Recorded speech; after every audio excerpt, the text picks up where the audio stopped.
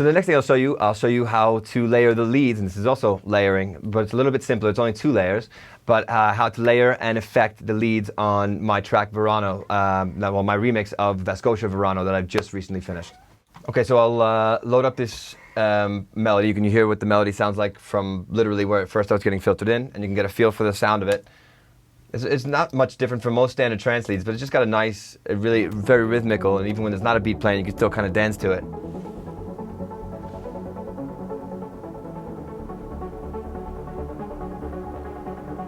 I'll give you a head start. The 2 leads, the 2 synths that are layered together are the ES2 out of Logic and the Axis Virus.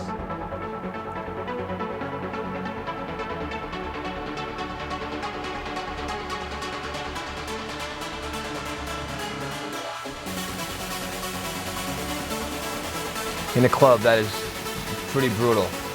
So, and it sounds better when everything else is in the mix as well.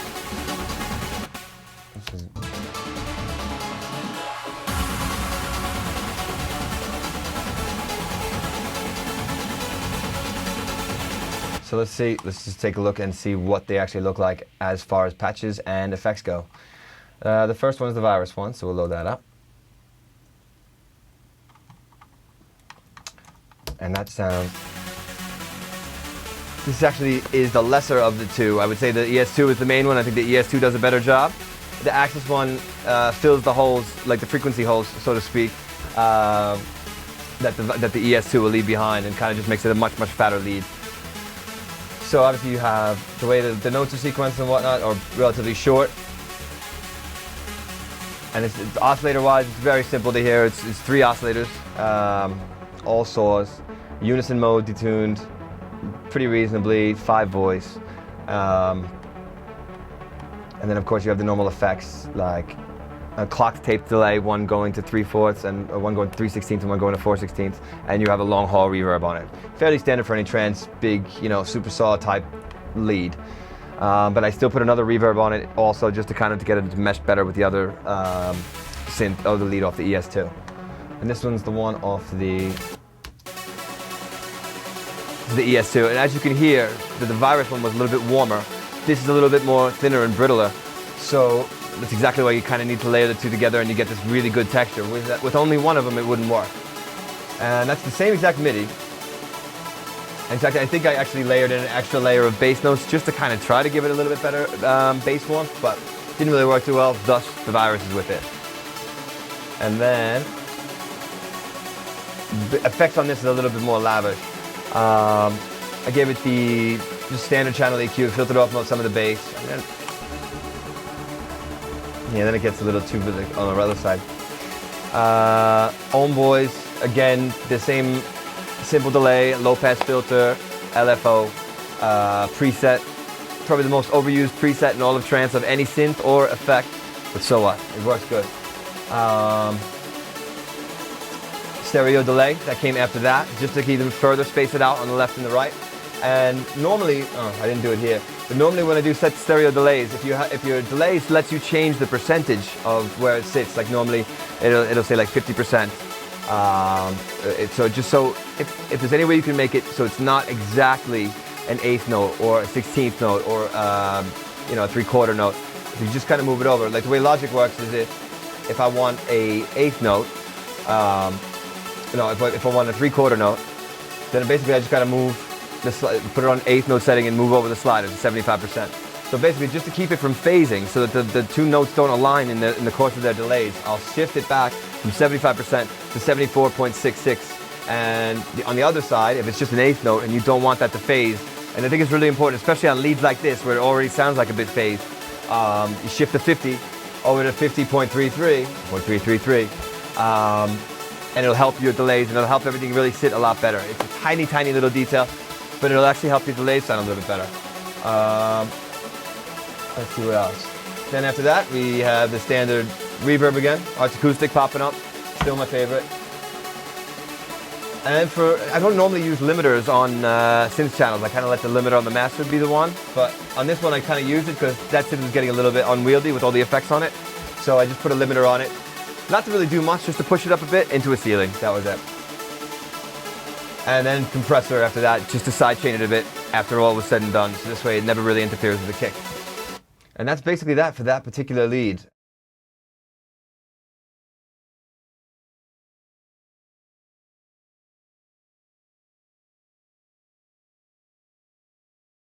All right, and on the same track, I'm now going to show you the way I've done the layering of the bass lines for the same track. It's actually not even 1 or 2 or 3 layers this time. It's actually 6. So I'll show you what they each sound like. Well, first I'll show you what it's going to sound like first. So you'll hear it drop in a second here. So I was to whittle that down and get them all.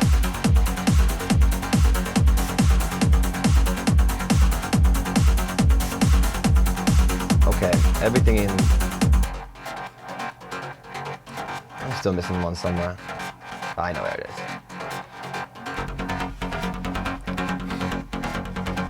I think I'm still missing a sub bass.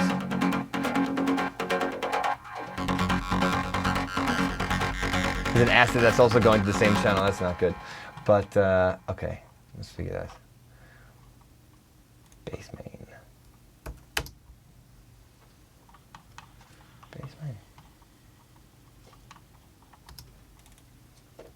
That's funny.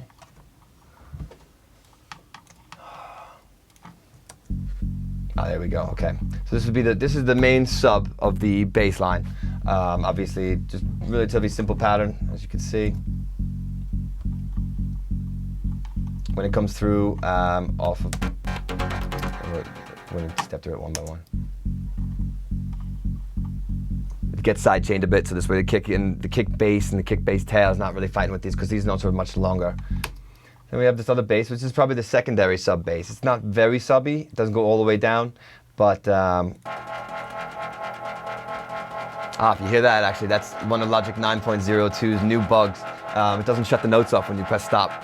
You have to do it manually. But if you press play again, it stops. So this is the other one.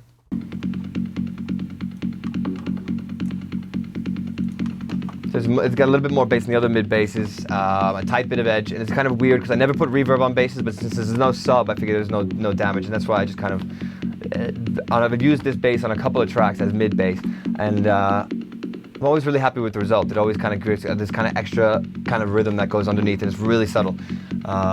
Most people don't even hear it and really realize it's there, but it helps a lot. Then the other basses are more kind of on a straight up on the high mid rhythm. So this one's off the Virus. You can do a ton of stuff with this particular bass.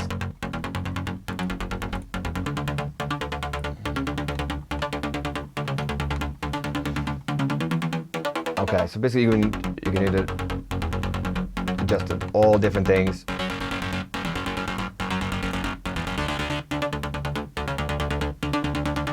And like I said, in isolation, all these basses sound relatively boring, but when it's all going together, it's a nice mess.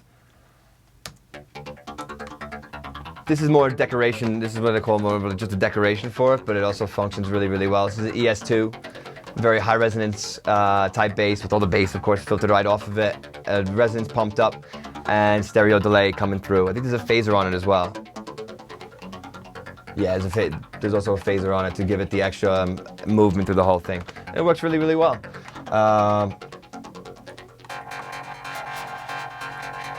This is not really a part of the bass line, but it actually does, it fits in with the basses because it progresses the same way with all the stuff, so I kind of left it in with the basses. And there's still one more layer of the bass. Oh, by the way, that bass is that's also the V station, also on that very high FM setting to give it that kind of weird, crazy edge. I don't want to say weird, crazy edge, more like metallic edge.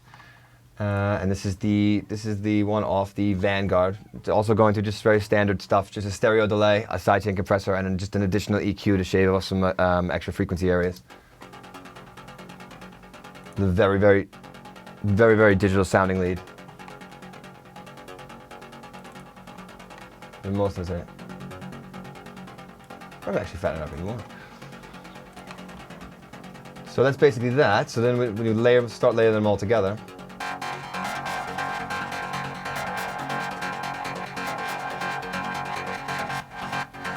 I just turned my sidechain trigger on, so now actually it's working quite well.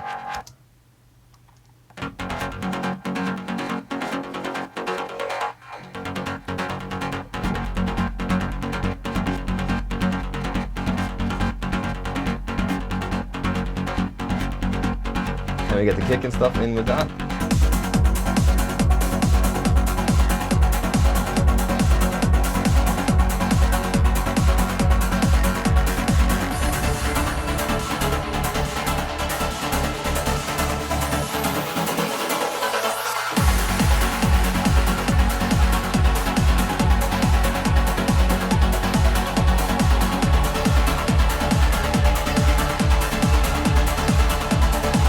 And that's basically how that bass fits into play.